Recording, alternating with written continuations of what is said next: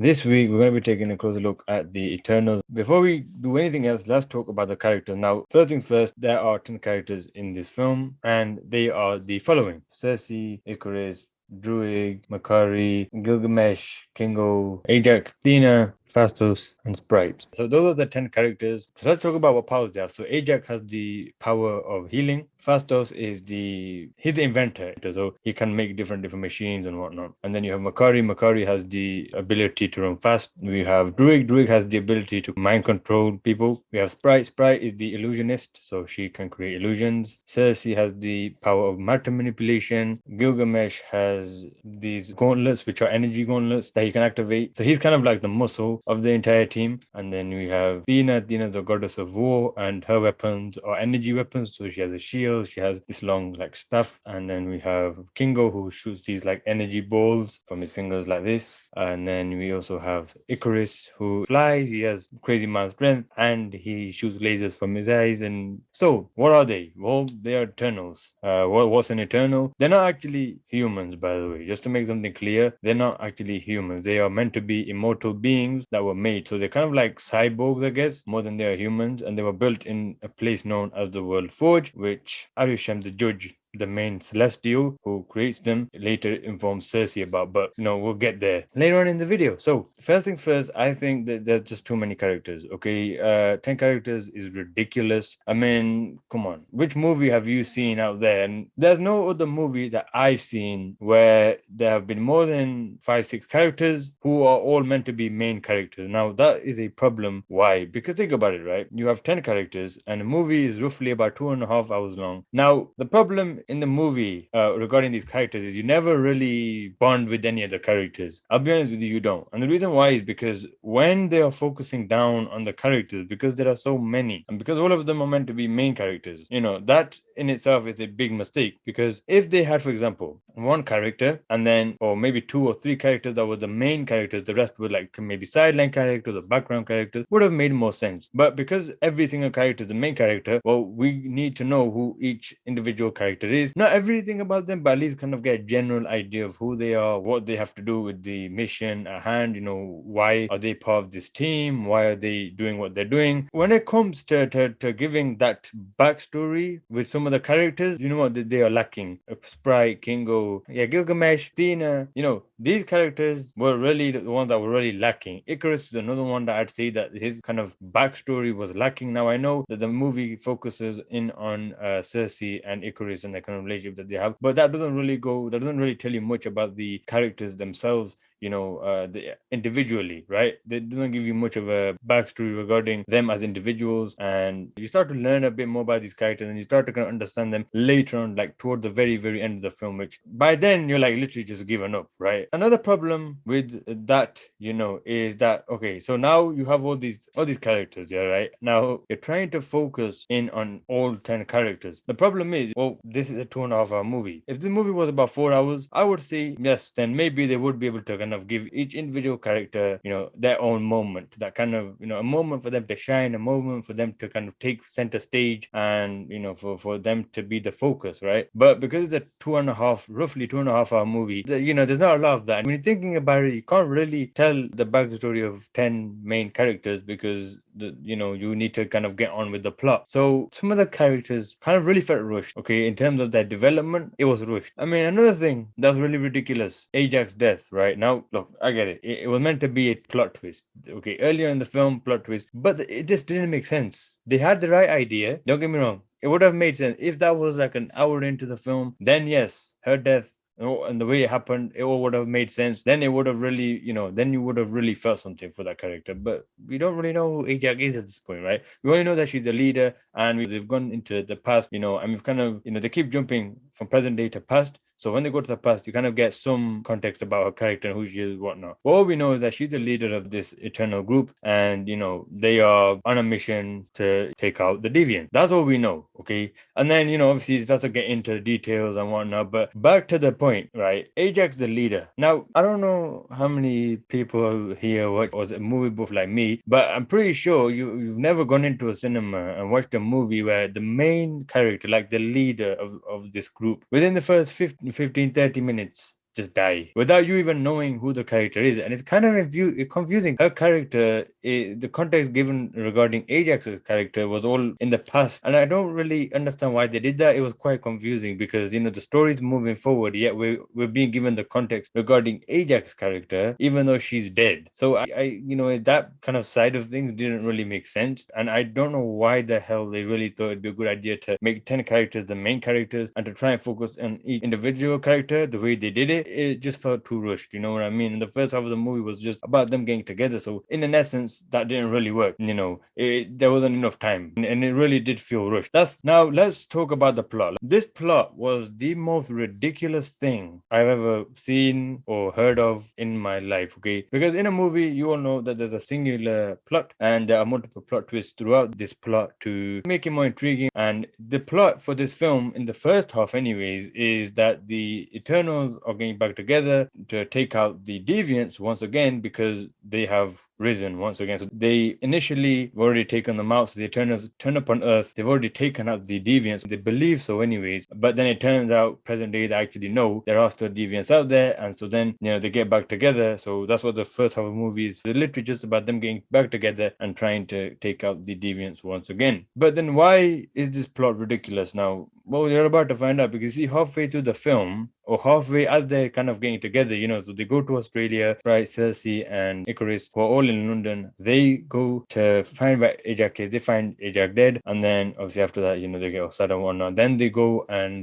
to India where Kingo is. Then they tell Kingo about what's going on. So then one by one, they kind of go to different countries across the world to kind of unite with the team and kind of get everybody back together. And then after they go to meet Kingo, they go to Australia to meet up with Gilgamesh and Athena, right? So kind of unite with them and kind of update them on what's going on. And yeah, well, they do that, right? And it's only Cersei, Icarus, Bride, Kingo, Gilgamesh, and Athena, they're the only ones that are there and are present, okay? What ends up happening is that, Cersei leaves the place because they're all having a laugh, they're all joking. She gets up, she leaves, and she's kind of just, she's looking at these paintings that Athena was drawing because Athena has Madhuri. She kind of has these Madhuri episodes where basically her mind fractures under the stress of her memories. And so she can remember the missions that, they've been on previous worlds where the worlds have been destroyed and everything. And so, she's kind of just drawing pictures of Arishem, the judge, okay? Anyways, so what happens is that, Cersei's kind of like, she's not really getting involved with the laughter and everything. So she goes outside and she tries making contact with Arishem because when they found Ajax's body, this bow, like this sphere, came out of Ajax's neck and it went into Cersei's. And as soon as that happened, everything around her kind of changed. And next thing you know, she was standing in front of Arishem and he said, "It's almost time." And then he disappears, right? And,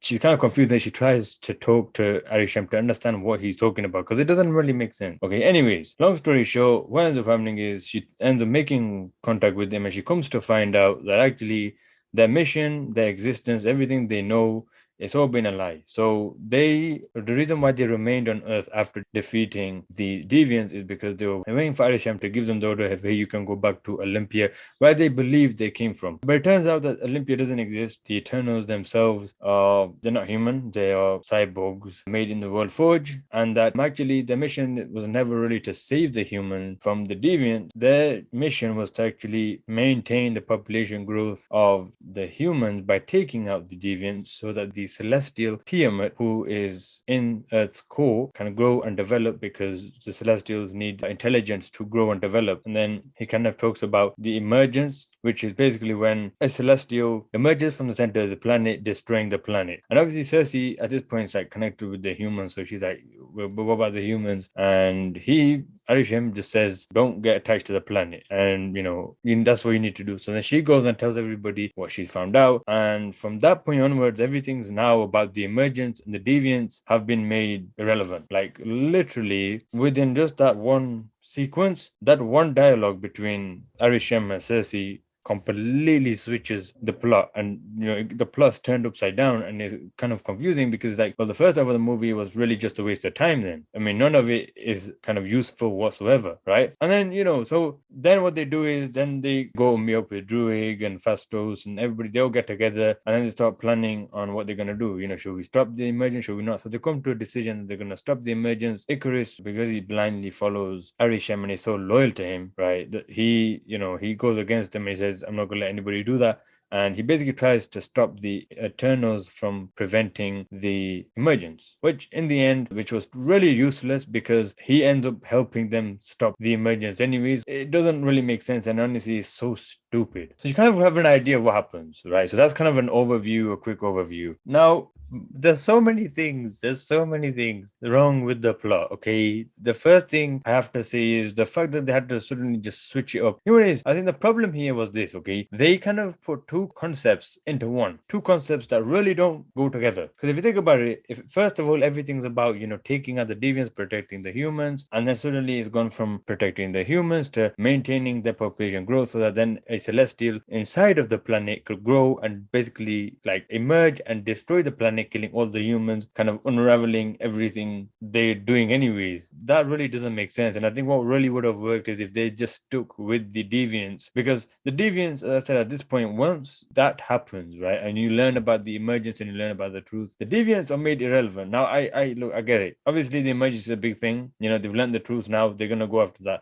But what they should have done was they should have given the deviants a bit more time to, in essence, or give us some sort of context about where they're gone. Because at this point, the deviants are still the antagonists. They're still bad, right? They still want to take out the Eternal, and they're not just going to be hanging around and be like. They're obviously still going to be looking to attack them. Now, I think what would have made more sense, they shouldn't just split into two groups, where one group goes off locate the deviants and take them out, and then the other group goes to stop the emergence. But no, they decided they're gonna scrap the deviants completely, and they're gonna just go with the emergence. Now, why is this a problem? Because you see, in the final battle, right, and I'll kind of get into the final battle more to the end of the video, this deviant turns up. Why is this ridiculous? Because up until that point, this deviant, from the minute that we hear about the emergence, that point, all the way up until the final battle sequence, we do not see that deviant again. And it kind of doesn't make sense. Why would you just pull this like deviant out of thin air, right? And then just have him turn up at the final battle sequence when that deviant is now irrelevant. Like nobody cares about the deviant. Like I really don't understand what was going through the writers' heads when they thought, hey, look, maybe we should do this. Like, why didn't they think about it properly? Like honestly, like the writers, man, they did a terrible job. Let's just be honest. It was terrible. Okay. Now that's one of the biggest things about the plot that really didn't make sense. I think what they should have done, what would have made more sense, is if the Eternals was just about the Eternals going after the deviant. At the end of the film, they wipe him out, and then they should have had a post-credit scene at the end of the Eternals where they show actually where Cersei then learns the truth about the mission. And then the second film, the sequel, should have been them trying to stop the emergence. But I guess they decided, no, we're just gonna mash these two concepts together. It doesn't really work. And the biggest problem is, as I said before, you're trying to get interested, and this is like a repeating pattern throughout the film, where even with the characters, when you're trying to get to know a character, right, more and more, and you're trying to get more and more interested in the character, suddenly they'll switch over to another character who you don't know, you just know their name, and then you'll start to get interested in that one, and then they'll switch over to another character, and they don't give enough time to each individual character, and neither do they give enough time to the deviants. Like honestly, in this movie, I really feel like the deviants don't really have much part to play in this film. I mean, they do have a few fight sequences which I think were totally terrible, and I'll talk about that in just a minute. But honestly, it just doesn't go together, man. It really doesn't. I mean, they really could have just done a better job, absolutely, with the plot. They could have cut down on the characters. They should have just been maybe 5, 6 instead of 10. They should have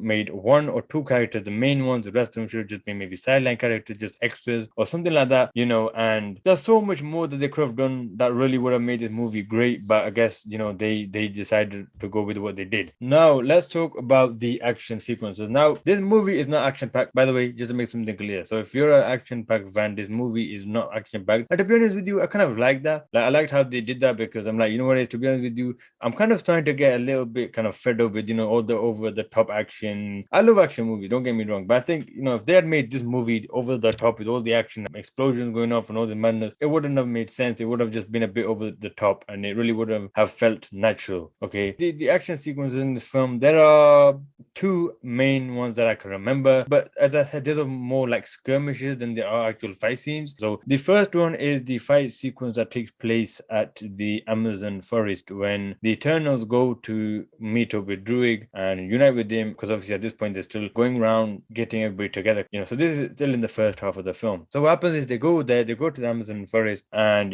they go meet up with Druig, they start talking to him, and he kind of just gets fed up. Like he's like, he doesn't really want to be a part of it. He doesn't want to get involved because he's like, you just told me that my entire life's a lie and everything I've been doing is wrong and we're bad and this, that, the other. So he's not really up for the mission. Well, then what ends up happening is some of them are outside, like Athena and Gilgamesh are kind of just wandering around the woods doing their thing, and Cersei's kind of sat outside with Icarus, and you kind of, it's just kind of quiet. So they're all chilling and they're all waiting until Druig makes his decision, because that's what Cersei orders them to do. Then that's when the deviants attack. Now, some of the good things about it, I think one of the best things about this action sequence specifically, it has to be the fact that we get to see the different powers that they have, these guys have, but it was such an underwhelming fight sequence because Icarus is the strongest out of all the Eternals, right? He, in an essence, has to do everything, and it's like I just wanted to really, when I watched that scene, I just wanted to headbutt the wall, because I'm like, this is what they call a fight sequence. This, right? I get it's not an action-packed movie, but you need fight scenes, and then they brought us this. And at first, I was getting excited because I'm like, look, they're all using their powers. They're all going to be able to find their own ways to take out these deviants, because that would have been more interesting. But what do? No, Icarus comes in. Icarus has to be the hero. He's the strongest one. So him and Gilgamesh fighting, taking on to deviants. And then what happens is that Gilgamesh notices that the others are in trouble. So what do? He tells Icarus to go and help them out. So Icarus goes to help them out. Meanwhile, Tina's like next to a tree. She's kind of struggling to control herself from her going into the Maduiri episode. So while she's doing that, the deviant spots her and charges at her. So then Gilgamesh jumps in the way. He ends up killing him. And you don't really, Gilgamesh is dead, you don't really feel anything for Gilgamesh. And the reason why is because, as I said before, his character, just like a lot of the characters in this film, you don't really bond with. And it's just like, I liked his character, and I feel like they could have, they were starting to get into his character and Tina's, and the kind of like how he's like a guardian to her and how he's looking after her, and they were trying to give us a bit more information about him. I was getting interested in Gilgamesh's character. I found his character to be quite interesting. And then what do? They kill him off. And you don't really feel anything for Gilgamesh. Like, you don't feel like lost or anything at all. You just feel for Tina just a little bit, because, as I said before, Gilgamesh was like a guardian, and it's like, well, now who looks after Tina? Who's gonna put up with the Maduiri now? Who's gonna be the one that kind of takes care of her, and who's gonna willingly put themselves at risk to kind of look after Tina, right? Because of a Maduiri. And then so he dies, and the deviants, one or two of them die, the rest of them run away, and then they all gather around the body of Gilgamesh, and see Tina on the floor, and they kind of obviously they're upset, and they're meant to be down, and you're looking at this, and you're like, you're not really feeling anything, and it's kind of like you're just observing a death. That's all you're doing. You just feel like an observer, and it's not really ideal. I absolutely hated the fact that they did this, because I'm like, why? They could have done so much more with these characters. Gilgamesh's character was one of the interesting ones, right? But no, what do? They're like, no, let's just kill them off quickly. I mean, they killed Ajax off within the first 30 minutes, so I don't think at this point they really cared. But anyways, that's kind of Amazon fight. And the Amazon fight was interesting because, as I said before, you're gonna get to see the two sides. Whilst Icarus and Gilgamesh were fighting off the deviants from their side, you had Cersei, Sprite, Kingo, Druig take on the deviants in the kind of village area where they were. And I'll be honest with you, it was disappointing because of the fact that like Kingo was really the only one that was doing significant damage to some degree. Like, he was at the strongest one there. But I couldn't really do much because she's just an illusionist. Illusions are not really going to help you when you're trying to fight off an enemy, right? So her character was useless. Cersei's character could have done much more. I mean, her power was matter manipulation, and then you're gonna get to see that when she turns this tree into like tree of ice, and then it falls over and traps a deviant like temporarily. Then she turns one deviant into a tree. When she falls back into the water, she falls onto his head, it becomes a tree. Now, so they're kind of showing you the extent of her power. But I mean, Icarus had to come to the rescue, and if he hadn't been there, they all would have died. So in essence, that was really ruined because these characters had potential in terms of their physical abilities that they have, but apparently Icarus had to be the hero and save them all. And now let's talk about the final battle. Now, I'll be honest with you, this like this one, absolute waste of time. Absolute waste of time. Because first things first, a final battle sequence, the whole point of a final battle sequence is to kind of is a climax of a film. You're trying to close off the story via a fight scene. Yeah, that's what you're doing. But I don't know, these guys decided that hey, let's just do anything, right? So basically what happens is now all the Eternals get together and they all decide that they're gonna stop the emergence. Now, as I mentioned before earlier on in the video, that Icarus, because he's so blindly loyal to Arishem, he decides that no, he's not gonna let them do that, and Sprite joins him. So Sprite and Icarus are the ones who are supporting the emergence and they are against the Eternals. And you know, at this point, it's kind of like it's so frustrating because you know what it is, yeah. Before the final battle sequence even took place, when Icarus kind of expressed himself in that way, that's when that's when they show us what happened to Ajax. Which it was like, if you think why, I can't understand why they had to flash back and show us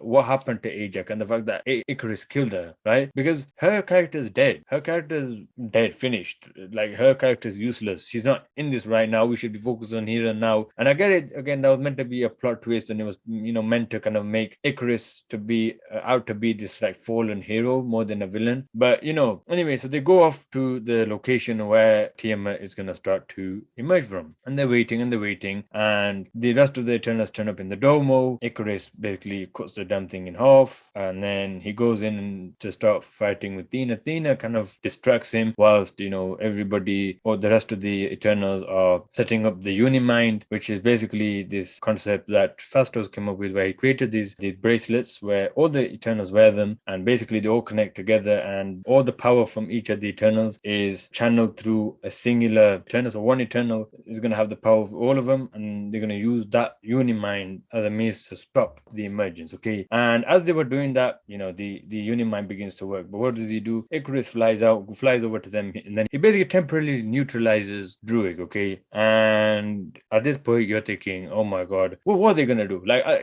they're hopeless, right? Because Icarus is the strongest, and we've already seen the Amazon fight, and they were getting their asses whooped, and Icarus had to save them, and even Icarus was getting his ass whooped eventually in that Amazon fight. And now Icarus, the strongest Eternal, is now against all of them, and they were gonna get their asses whooped, right? Anyways, so what ends up happening is that the Fastos, Thena, and Makari, they get together and they basically distract Icarus. The fight is now, they end up on the beach, okay, and they start fighting him there, and they're kind of holding him off. And what Cersei says is, Cersei tells Fastos to hold him off until she can go and figure something out. So she kind of goes further in to go further closer to the volcano, where at this point in time Tiamat's trying to rise. You can start to see his fingers, and she's kind of on his hand, right? Anyways, so now they're fighting him, and at first everything's going well. They're really beating him up and everything, and he temporarily neutralizes Makari, and Tina's putting up a good fight. And then what happens is he tries flying off to stop Cersei, but what Fastos does is kind of gun things where he fires like a metal arm onto his Icarus' leg, pulls him down, and he basically holds him down, right, buying Cersei valuable time complete the mission. And he's like, no, what are you doing? And oh yeah, almost forgot. Before this, by the way, this is when before this, right, as they're fighting them, as Icarus is being, as the fight's kind of taking place between Fastos, Makari, Thena, and Icarus, well, guess who decides to join the party? You remember how earlier on I mentioned that the Deviant returns? Well, out of nowhere, he decides to return, and then the weirdest thing is that the first thing that he does, he charges at Icarus, and then Thena attacks him, and then she says to him, "Why are you helping him?" So she asks the Deviant why he's helping Icarus, even though he was charging at Icarus to attack him, which I kind of don't really understand. I mean, this movie is really filled with these contradictions that don't really make sense, and I don't know if they were genuine mistakes or if they were meant to be in there, maybe they were meant to be like red herrings or something. I don't know, but it doesn't make sense. Anyways, onwards. So now Icarus is being held down. Cersei makes her way closer. At this point in time, Tiamat's hand is basically like emerging now, right? His palm, now so they're standing on his palm. So she's going, and then suddenly she sees Ajax standing on this like little rock, and Ajax kind of like talking to her. It's not really Ajax, it was, you've guessed it, Sprite, because she's an illusionist. She was pretending to be Ajax, and yeah, so she was trying to trick Cersei. Didn't work, and then what did she do? She comes from behind, she stabs Cersei in the back, and at this point you're kind of like, I'm like, okay, well, Cersei's dead. I'm like, she's dead. There's no way she's surviving. There's no way. It doesn't make sense, okay? Because Ajax, the only one who had the healing power. Cersei's power is matter manipulation. So for her to survive this wound, I doubt she's gonna survive. You know what happens? So she gets stabbed. And then she kind of puts her hand around the knife and it turns to water. And she's still wounded, then she falls to the floor. You think she's gonna die, and then Bright kind of, I don't know what she was gonna do. This bit doesn't make sense to me. So she kind of creates an illusion where there's all these volcanoes just kind of surrounding them. I don't know what that was gonna do. I think that she was trying to amplify the effects of the emergence, maybe. But then Druid comes with the rock, smashes her on the head, helps Cersei back up, and then Cersei puts her hand down onto the palm of Tiamat, and she basically starts to freeze him. Okay, she starts freezing him, and eventually Icarus breaks free. He then flies off to where Cersei is. He lands behind her, and he kind of charges up his eyes, and you can see his eyes turn yellow, and you think he's about to kill her. He doesn't kill her, because at this point, standing face to face, he was about to do it. He doesn't, because he starts remembering all the memories he has with her. And next thing you know, the Unimind activates, and all of them, even Sprite and Icarus, are part of this Unimind. And then, Cersei, using the power of the Unimind, manages to stop the emergence. And then what Icarus does is he kind of flies away. Flies into the sun, kills himself. Okay. Now, they're all going to get together in the end on the beach, and they're all talking about what happened. And it's kind of weird what Cersei says, because she turns around and she says that Tiamat helped them stop him. That's contradicting again, because if Tiamat was rising, okay, he was rising, he was emerging, why would he assist the Eternals in stopping himself from emerging? That doesn't make sense, right? But that's what Cersei says. Now, again, I don't know if that's meant to be a red herring. Anyways, then what happens is Cersei still has some celestial power within her. Then she changes Sprite into an actual girl, and then Sprite goes off and lives normal life. And then right at the very end, you think, okay, yay, they've won. Well, then Arishem turns up and he takes Phastos, Kingo, and Cersei. He takes them, and he starts talking to them about, he starts to say like how they stopped an Eternal, and you chose to stop an Eternal. Basically, he's saying that I will spare them, I will spare the humans, but based off of your memories, I will judge them. I would judge whether or not they should be allowed to live. And then he just disappears with them. And then it finishes. Then we have the post-credit scene. Now these scenes were crazy. The first post-credit scene that we get is of Star Fox, who is Thanos' brother, which blows my mind because Thanos is a purple, blue, mutant, or whatever the hell he is, right? And Star Fox is an Eternal. So, I mean, that begs a question, isn't it? Like, is Thanos a Eternal? Is he an Eternal? Is he like a mutated Eternal or something? Did something go wrong in his design or something? Like, I mean, like that doesn't really make sense to me. I don't know whether or not they're gonna explain it in the sequel, or hopefully they do. But I mean, it doesn't really make sense. But it's kind of an interesting concept. I doubt that this interest is gonna last very long. I feel like they're just gonna kill it off in the second film, but we'll have to see. And basically, he turns up. They teleport him and Pippin, this little character. I think is voiced by John Cena. They turn up and he opens his hand, and that very same sphere that Cersei had in her neck, he has it, and he's like, I know where to find them. So then, now their mission is to go and find Cersei and the others to free them. And then there's another post-credit scene, which is Dane Whitman. He's pacing back and forth at this point because, he last time he was talking to Cersei, Arishem took her away. And he's kind of walking back and forth, not really understanding what's going on, kind of in like a bit of a panic and whatnot. And then there's this box on this desk, right? He walks up to it, he opens it, and inside is the Ebony Blade, which I believe belonged to some evil character named Blade or something along the lines of that. I mean, I don't know because I never grew up with the comics. So all I know is that Ebony Blade belongs to an evil character, and it turns out that Dane Whitman is the owner of that sword, and it's going to be interesting to see what he does. Maybe he starts going on a madness, going on a rampage or something, who knows. But yeah, that was Eternals. Now we're going into the conclusion, guys. To conclude, you guys, the movie, it really isn't worth it. I mean, it's filled with flipping contradictions. The plot is turned upside down. The deviants make no sense. Like there are many concepts in this film that just don't make sense. Now I know I'm being more negative than I am positive, but it's because this movie is trash. I am genuinely telling you, it is trash. Okay, you know what? It's ridiculous. Like I've watched the movie 3 times. I did that because I wanted to kind of see if maybe my mind changes. You know how sometimes you go to the cinema, you watch a film, you watch it once and you kind of don't like it, then you watch it again, and then you kind of start to like it a little bit, then you watch it a few more times, and then you start to like it and start to understand some of the concepts. I've watched the movie 3 times now, and with this movie, it's the opposite. The more times you watch this movie, the more you start to hate it. So yeah, on IMDb, by the way, I'm actually very shocked about this. The movie was rated to be 6.4 out of 10. That is way too high. I'm gonna give this movie like a 2.5 out of 10. I do not recommend this movie. Do not watch it, whether or not you're an action-packed movie fan. If you just like a normal type, slow type movie, even it don't matter who you are, don't watch this movie. It's not worth it. I mean, I know I'm late, but you know, in kind of making this video, but still, the movie was tried. Absolutely hated it, and the fact that they're making a second one is kind of worrying because this one bombed. It was crap. What's the sequel gonna be like? I feel like it'll be like much worse. But you know, they'll have to make a banger. The sequel will have to be like a banger, you know, in order not to bomb. So yeah, we'll see. But you know what, guys? Thank you so much for watching. If you did enjoy the video, don't forget to like, comment, share, and subscribe. Turn on the bell notification, join the family, because we are in 2022 and we're trying to expand the Aliverse beyond measures. So I need your help. And yeah, let's go expand the Aliverse. And if you want to become an Aliversal, again, just subscribe, turn on the bell notifications, and you are a Aliversal. Until next time, guys, thank you so much for watching. I'm out. Peace.